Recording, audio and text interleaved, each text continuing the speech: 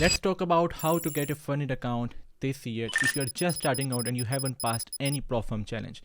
This is going to be a complete guide if you want to become a funded trader this year. But before we do that, if you are new to the channel, consider hitting the subscribe button and turn on the notification bell, as well as do not forget to join our free Telegram group from the link in description. We have also added the most recommended Profirms links in the description. Now, what I recommend from my 5 years of experience working with the Profirms only, that if you are starting out, make sure that before you even take the challenge, you have a system that works. You have developed a trading strategy. Now, most traders, they don't really realize that having a trading strategy that works at least 50 to 60% of the time by giving you a minimum of 1:2 risk reward is the most important thing that you need when it comes to doing the challenge. Because most of you, when you are taking the challenge, you are not really profitable on your account. You haven't really developed a trading system that works, and you haven't used that system to trade on your personal account before you take the challenge. And you think that it's going to be easy to pass the challenge. But let me tell you that these challenges, the Profirms, they are designed to make you fail, because all these Profirms, they rely on you failing the challenges, and that's how they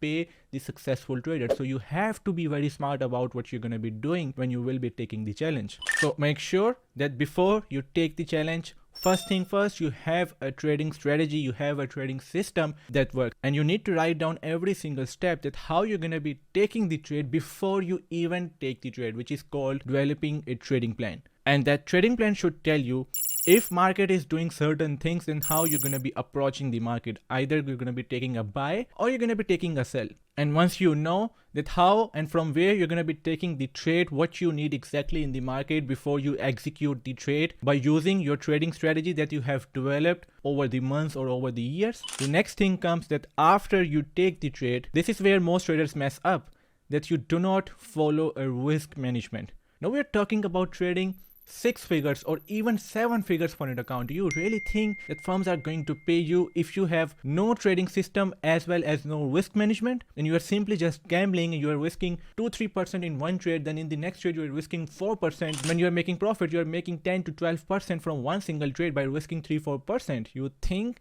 Profirms are gonna like that when they are only relying on you failing the challenge? Absolutely not. So you need to define your risk management, the system that you're going to be following, not only for the funded account, but as well that how you're going to be passing phase 1 of the evaluation, how you're going to be passing phase 2 of the evaluation, then how you're going to be trading the funded account. Now, what I recommend you do, that at the time when you're doing phase 1 of the evaluation, I recommend that the very first trade that you're going to be taking, make sure that you are not going to be risking more than 1% of your account balance. The maximum account per trade in your very first trade when you take the challenge should be not more than 1%. Now let's say that you have a trading strategy that gives you 50% winning ratio, all right, and that also gives you minimum of 1:2 risk to reward from every trade that you take. So that means if you are risking 1%, your potential upside is going to be only 2%. Now this 2%, do not think that it's very low. I can tell you that the best traders out there in the world, they have only 50 or 60% winning percentage, as well their risk to reward ratio is either 1:2 or 1:3, not more than that. So if you have a system that actually works and you have developed that, you have back tested that, you know it's gonna work in certain market conditions, and that's gonna give you minimum of 2 rewards when trade will go in your favor. You need to stick to that, and I want you to risk only 1% in your first trade. That means if it's gonna be a profitable trade, you're gonna be making 2% from the very first trade. So imagine like first trade went into profits and you are up now 2%. So if you're up 2% in the second trade, you're gonna make sure you are following your plan again. But now, as it is the second trade, you're not gonna be risking only 1% because you have made 2% profit. So I want you to use that 2% profits on the second trade as a risk. So risk now 2% on the account, which is the profits that you have made from the very first trade, and then target 4%. So let's say the second trade also goes in profit. How much you are up now? You are up 6%, and your profit target is going to be probably 8% for phase 1 of the evaluation, just away 2%.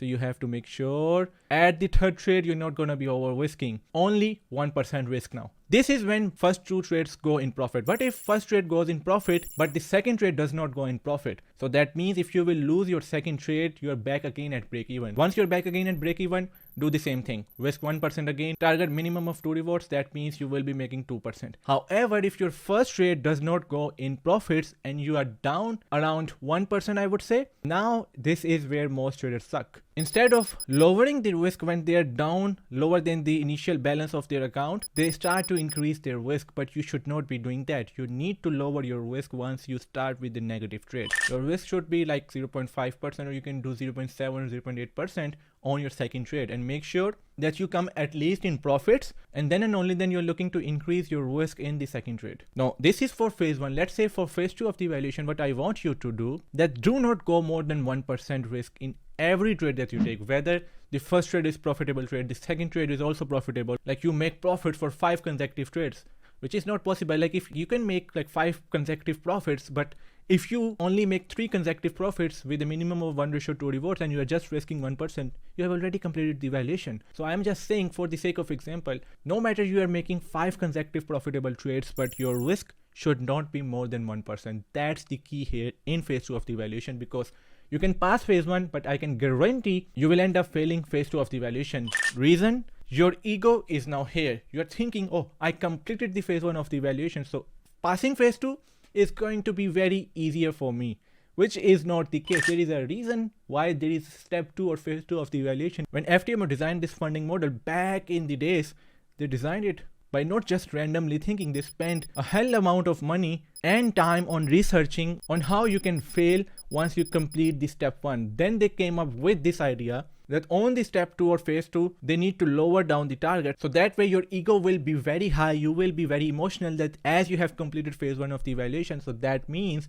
passing phase 2 is going to be very easier and you can pass it just like that. But that's not the case. So you have to be very careful when doing the phase 2. Now, when it comes to trading the funded account, the risk management should not be more than 0.4% risk per trade. That's the key. Stop yourself if you're gonna ever trade with 1% risk or even 0.7 or 0.8% risk. Maximum risk is 0.4%. Now, why I say 0.4%? Let's say that you have an overall drawdown of 10%. If you have an overall drawdown of 10%, that means if you are risking 0.4% on every single trade, if you will lose 25 consecutive trades, then and only then you will end up failing the funded account. However, failing 25 consecutive trades or making loss in 25 consecutive trades is not possible. So you have to make sure that your risk should be very low. Now, 0.4% risk, and what should be the target? Only 2 or 3% on your funded account. Once you hit 2% or 3% on your funded account, just take out the profits. Request the payout, let the money come in your account. So that way you have at least received your profit split, as well as the fee that you spent on doing the challenge, because most of the firms, they give you feedback with your first profit split. You need to know that. Yes, there are some firms that give you your refundable fee with your third or fourth profit split, but you do get your feedback. All the fees that you are spending, most of them are refundable fees. Now the next thing comes, when you take the challenge, never ever try to rush out in order to pass the evaluation, because many times when you will be doing the challenge, you will be up like 3% or 4% on your account, and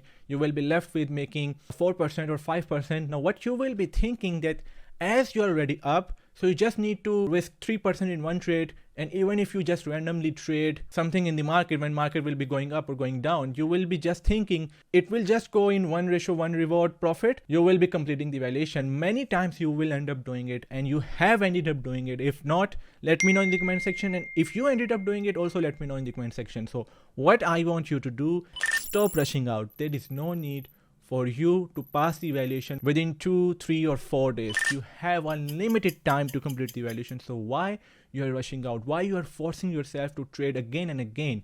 Just wait until market gives you a trade opportunity that meets your trading criteria, that meets your trading plan. Then and only then execute the trade. If you will be controlling yourself from over trading, it will ultimately help you remove the element of over risking as well. No over trading means no over risking. When you're just waiting patiently for the trade opportunity, you're always going to make sure that you're following your strategy and you're following your risk management plan, which will result in you passing the evaluation and you will get a funded account. So let me know in the comment section, guys, that what you think about simple 3 steps that I share with you. First, develop a trading strategy and make sure that you write down the plan on how you're going to be using that strategy.